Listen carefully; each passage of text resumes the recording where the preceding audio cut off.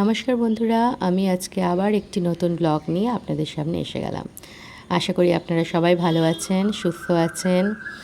নতুন দিনে নতুন রকম করে আপনাদের কাছে আসলাম আপনাদের জন্য গরম গরম চা নিয়ে। আজকে বিশ্বকর্মা পুজো। বাড়িতে তো অনেকগুলো গাড়ি আছে, বুঝতেই পাচ্ছেন বাড়িতে অনেক বড় মানুষ আছে। প্রিয়াংশুর অনেক কটা গাড়ি আছে। একটা সাইকেল মানে ট্রাইসাইকেল, একটা তার পান্ডা গাড়ি, একটা তার ঘোড়া গাড়ি, তারপর তো ছোটোখাটো অনেক গাড়ি আছে। তো এগুলো তো পরিষ্কার করা দরকার, বিশ্বকর্মা পুজো বলে কথা। না হোক তার দাদান পরিষ্কার করে দিচ্ছে, সাইকেলটা পরিষ্কার হয়ে গেল, পান্ডা গাড়িটা পরিষ্কার হচ্ছে। এবার প্রিয়াংশুও করবে। প্রিয়াংশুর কথা হচ্ছে আমার গাড়ি আমিও তো করব, তো সেও নিজে পরিষ্কার করতে বসলো। ওর তো বলেছিলাম না একটা জিনিস আছে, আমি সব কাজ করব। ও নিজের গাড়িটা করলো। এরপরে চলে আসা হলো বাড়িতে ওর বাবার গাড়িটা পরিষ্কার করার জন্য। ওর বাবার গাড়িটা সুন্দর করে পরিষ্কার করে দাদান জল দিয়ে মাঠগাটটা আর চাকাটা ধুয়ে দিচ্ছে, যেখানে পুজো করতে হবে। প্রিয়াংশু দেখে যাচ্ছে, ঘুরে যাচ্ছে।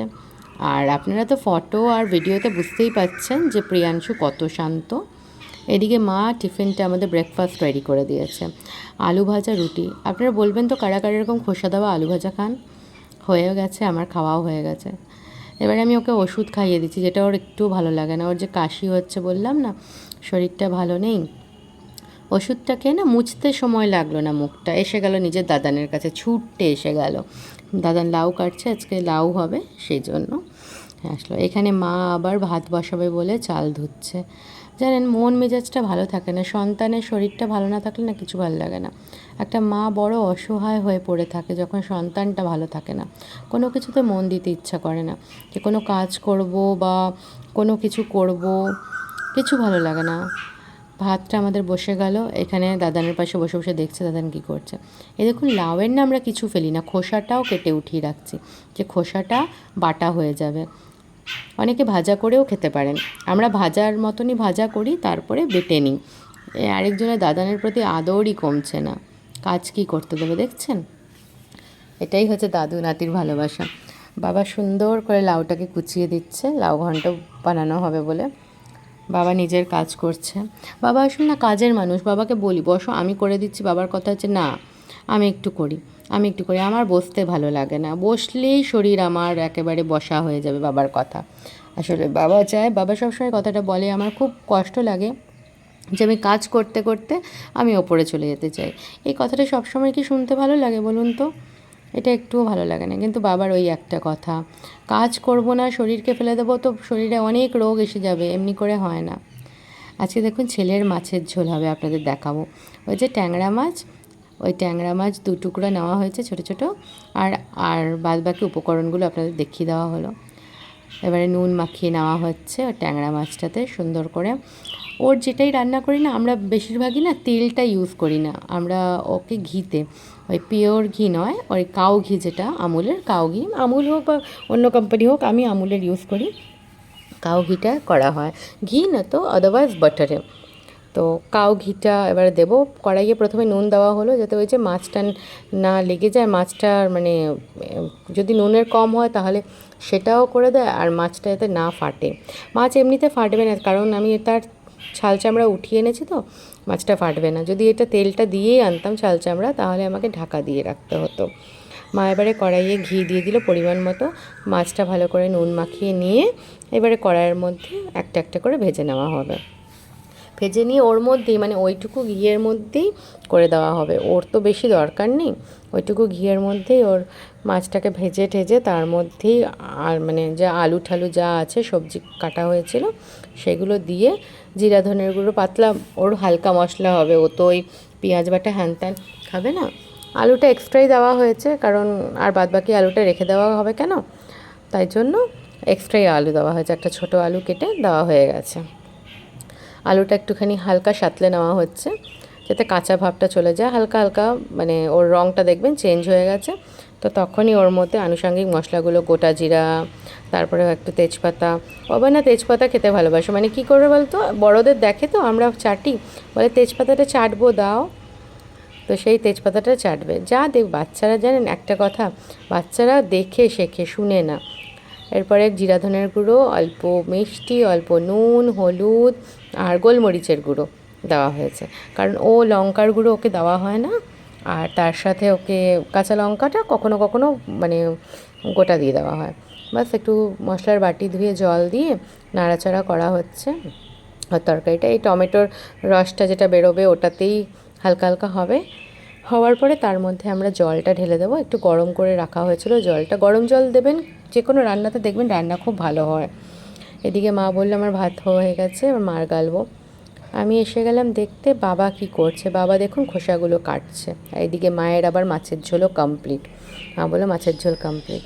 মা বললো আমি তাহলে বাবা ওটা কেটে দিয়েছে, লাউ ঘন্টটা বসাই। বললাম বসাও। মায়ের আর আমার প্রসিডিওর সেম লাউ ঘন্টর।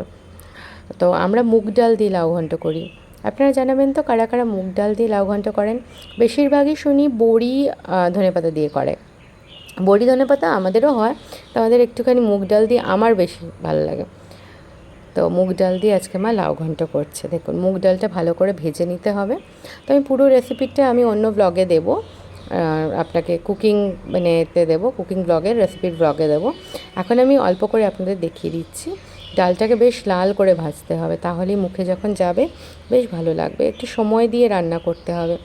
আর কি বলুন তো, যেটুকু তেল আছে ওইটুকু তেলেই হবে। লাউয়ের নিজস্ব জল আছে, জল ছেড়ে লাউ নিজে গলে যাবে।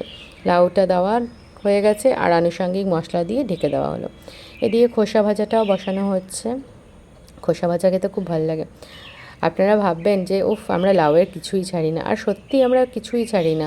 আমরা কারণ এরকম অনেকেই আছে। খোসা ভাজাও হয়ে গেছে দেখুন। এবারে এইটা আপনার ভাতে খেতে পারেন। লাউটাও প্রায় ডান।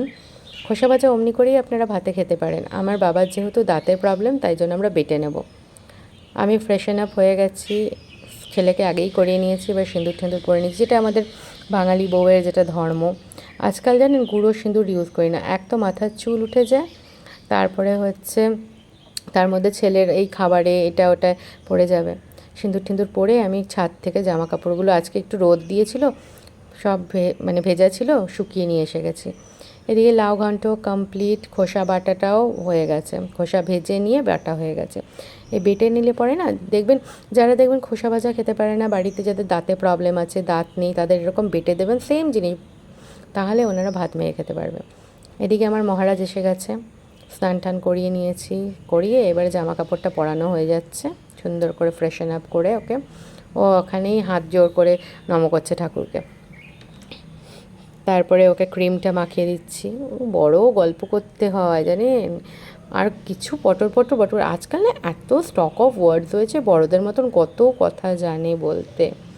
ওই যে ওর মুখটা দেখলে সব ভুলে যাই, ওর যে শরীর খারাপ সব কিছু ভুলে যাই। মাঝে মধ্যে অন্যায়ও করি, আমিও অন্যায় করি, প্রচুর বকে দিই ছোট্ট বাচ্চাটাকে। এখন ভয়েস ওভার দিতে দিতে মনে পড়ছে, এত আদর করছি, অনেক বকে দিই। কিছু করার থাকে না, এত দুষ্টুমি করে না, তাই জন্য বকে দিই। এখন খাবার খাচ্ছে। কী করেন জানেন এখন, ও এখন ক্লাইম্বিং এত বেশি শুরু হয়েছে, ক্লাইম্বিং আর জাম্পিং, যেখানে পারে সেখান থেকে ক্লাইম্ব করার চেষ্টা করে। যেখানে পারে সেখান থেকে সে ক্লাইম্ব করবে, জাম্প করবে। ভয় লাগে না, ছোট্ট মানুষটা, হাতে পায়ে লেগে যাবে, কি হবে।